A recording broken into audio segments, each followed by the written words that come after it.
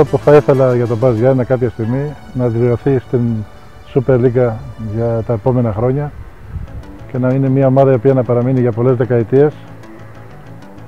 Και αυτό το οποίο δεν έχουν ζήσει οι φίλοι μας όλα αυτά τα χρόνια, κάποια στιγμή να ξεπεράσουμε και τα όρια της Ελλάδας και να μπορεί η ομάδα αυτή να παίζει και στην Ευρώπη. Ο Πας Γιάννενα για μένα είναι τρόπος ζωής. Για μένα προσωπικά όφη είναι καταρχάς όλη η Κρήτη, το δεύτερο μεγάλη ευθύνη και το τρίτο ευλογία που είμαι εκεί πέρα σαν πρόεδρος. Όφη είναι ομάδα μου και είναι θρησκεία. Είμαστε πολύ χαρούμενοι για τον Πλατανιά και περήφανοι. Οι αξίες μας είναι η τιμιότητα, η ενδιοτέλεια και η αγάπη σε αυτό που κάνουμε.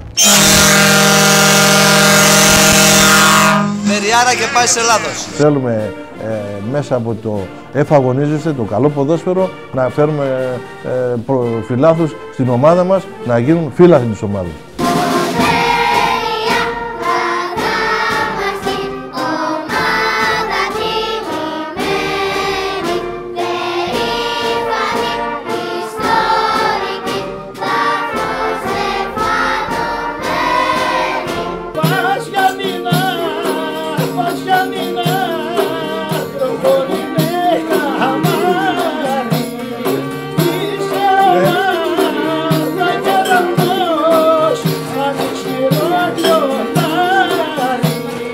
Όπου σταθώ και όπου βρεθώ, φωνάζω το όνομά σου.